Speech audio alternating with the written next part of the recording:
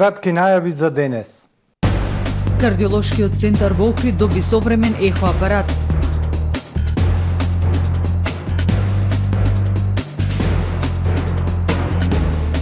Општата болница во Струга доби мамограф.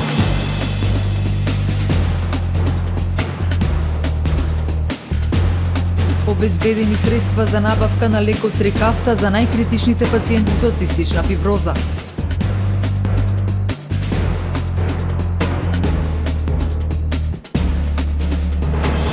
Струшките советници од ВМРО ДПМН не обвинуваат дека нелегално се гради споменикот на Косово покрај Црн Рим.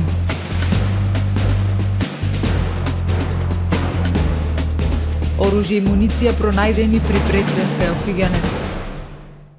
Со содржините во дневникот започнуваме повременската прогноза. Останете со нас. Трпе Инвест ви донесува метео на ТВМ.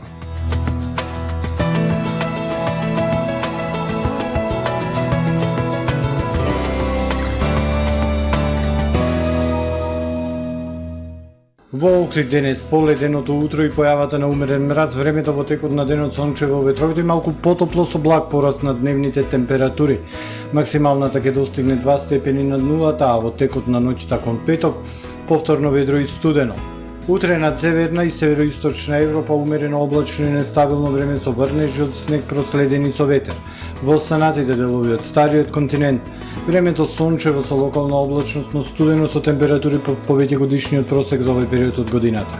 На Балканскиот полуостров во петок времето сончево со локална облачност, но ветровито и студено, максималните дневни температури ќе бележат благ пораст, ќе бидат во интервал од -1 до +11 степени. Во Македонија во петок ледено утро, ќе има умерен мраз и утрински температури од -16 до -4 степени. Во текот на денот времето сончево и малку потопло. Ќе има благ пораст на температурите, но и до умерен слаб североисточен и северозападен ветер. Максималните дневни температури во земјава од 0 до 9 степени. Во Охрид во петок студено утро, утринска температура од -8 степени, а во текот на денот сончево и малку потопло. Максималната дневна до 4 степени. Во сабота студено утро, температурата повторно -8 степени. Во текот на денот сончево и уште потопло со максимални 5 степени. Во недела и понеделник умерено облачно време, ќе има и повремени сончеви периоди. Минималната температура ќе бележи пораст на -2 степени, а максималната дневна до 4, односно 6 степени Целзиусови.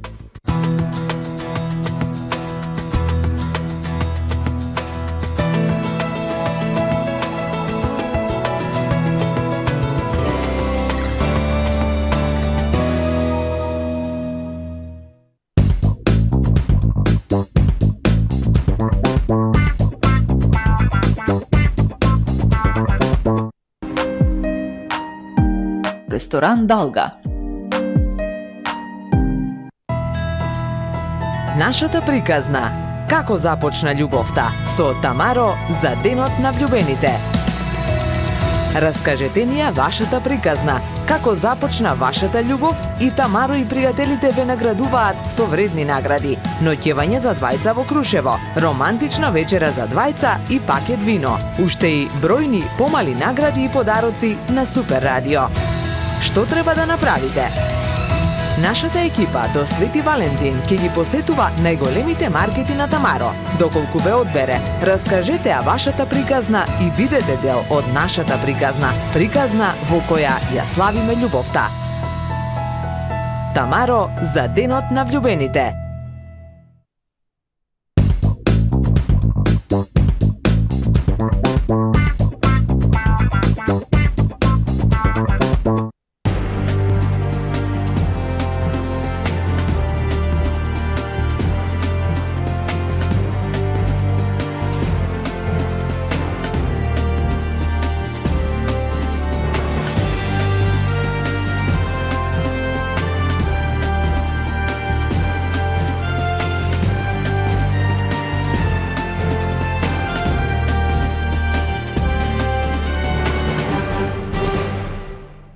Добар ден, прво издание на Дневникот на ТВМ телевизија. Денес во специјализираната болница за превенција, лекување и рехабилитација на кардиоваскуларни заболувања беше пуштен во употреба нов диагностички ехоапарат знаејќи ја спецификата на оваа установа со која проблематика најмногу се ангажирани и се многу успешни, пристапивме кон соработка за усовршување на нивната диагностика во корист на голем број пациенти во целиот регион, кажа министерот за здравство Беким Сали. Денес во специјализираната болница за кардиоваскуларни заболувања Свети Стефан во Охрид беше пуштен во употреба новиот апарат за еходиагностика. Апаратот е набавен преку програмата на Министерството за модернизирање на диагностичката сфера во јавните здравствени установи. Министерот Беким Сали, кој денеска беше во посета на кардиолошкиот завод, истакна дека со новиот ехоапарат се поддржува оваа установа која дава здравствени услуги на голем број пациенти во поширокиот регион. Се работи за опрема која што има вредност, материјална вредност од околу 200.000 евра.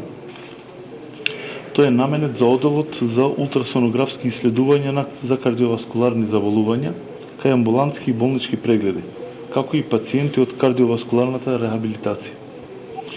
Во одделот се врши диагностицирање на одделни видови на кардиоваскуларни заболувања, следење на веќе диагностицирани заболувања, следење после кардиоваскуларни интервенции и операции и превентивни исследувања на високоризична популација.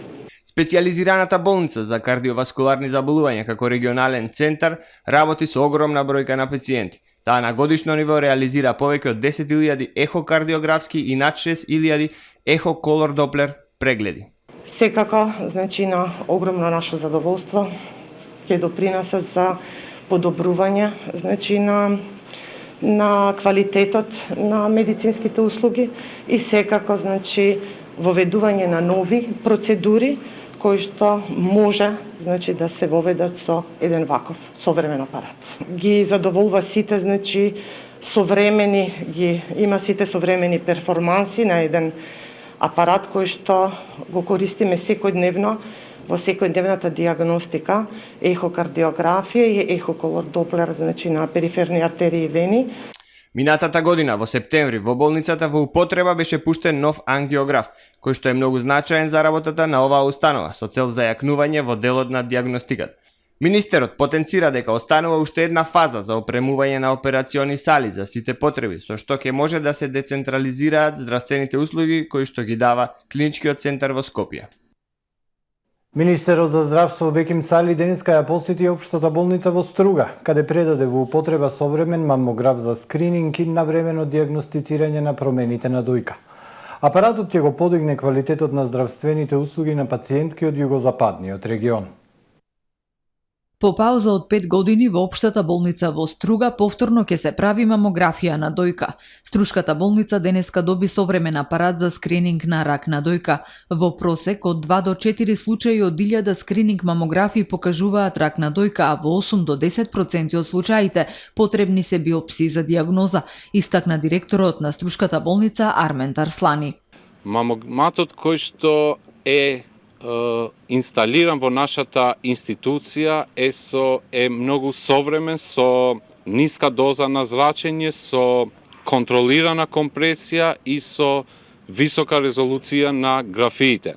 Значи, со овој современ апарат ќе обезбедиме здравствени услуги за нашите пациенти од цел југозападен регион. Министерот за здравство Беким Сали упати апел до сите жени од 45 до 63 годишна возраст од регионот да ги искористат бесплатните прегледи во рамки на скрининг програмата на Министерството со цел рано откривање на промените на дојката. Новитет во оваа програма оваа година е дека сите случаи кои што може да бидат позитивни, нема потреба да се враќаат веќе кај матичните лекари за понатамошните исследувања на случајот, односно процесуирање на пациентки во другите нивоа на здравствени установи, туку по самиот систем, односно организација на скрининг програмата се упатуваат на повисоко ниво. Мамографот вреден 45.000 евра е обезбеден од Министерството за здравство во соработка со Светска банка во рамки на проект за обезбедување современа опрема за диагностика за 14 јавни здравствени установи во државава. Обезбедени средства за набавка на лекот Трикафта за најкритичните пациенти со цистична фиброза. Ова доаѓа откако вчера почина Благојче Илиевски, најтешко болниот пациент. Министерството за здравство не е најодговорната институција за смртта на Илиевски. одговори на новинарско прашање министерот за здравство. Премиерот пак изјави дека лично ќе се заложел лекот Трикафта да се набави во најкраток рок за да не умре и друг пациент поради бирократија. Министерот Беким Сали смета дека Министерството за здравство не е најодговорната институција за случајот со Благојче Илиевски, најтешко болниот пациент од цистична фиброза кој почина вчера. Благојче не го дочека лекот Трикафта што требаше да го обезбеди државата. Јас изразив сочувство и до сите членови на асоциацијата со кои што сум во постојана комуникација и оние знаат мојата спремност за решавање на тој проблем кој што за жал беше наталожен од други фактори, а не од Министерството. Имајќи во предвид дека Министерството не ги купува лековите, туку го организира системот и правно ги овозможува сите движења, односно давање на ингеренции на установи со што може да располагаат они како да се организираат. На новинарско прашање дали чувствува одговорност за смртта на пациентот со цистична фиброза, Сали посочи дека Министерството за здравство навремено побарало поддршка од владата, од Министерството за финансии и од Фондот за здравствено осигурување со цел позитивно да одговори на барањето за третман на пациентите со цистична фиброза. Поради задолженијата кои што ги добивме на седница на влада, нели веќе јавноста и веќе известена дека се вршат измени на 3 закони кои што ќе ни овозможат директно преговарање со производител на лекови. Тоа одзема време, веќе сме како 3 институции сме спремни за тие измени на законот што треба да се направат. Меѓутоа за жал во текот на вчерашниот ден еден од пациентите почина. Денеска со одлука на Фондот за здравствено осигурување биле обезбедени дополнителни 140 милиони денари буџет за клиниката за детски болести, наменети за набавка на лекот Трикафта за 8 најкритични пациенти, информира министерот преку објава на Фејсбук. Премиерот пак најави дека лично ќе се заложел лекот Трикафта да се набави во најкраток можен рок. Очекувам лекот да биде достапен и исклучително брзо, бидејќи и Агенцијата за лекови и Малмет имаат задача веднаш да го регистрираат. Бирото за јавни набавки има задача да ги обезбеди сите потребни документи за интервентен увоз на овој лек, бидејќи го произведува еден производител. Не може да чекаат на бесконечни тендери кога се работи за лек кој што го произведува еден производител.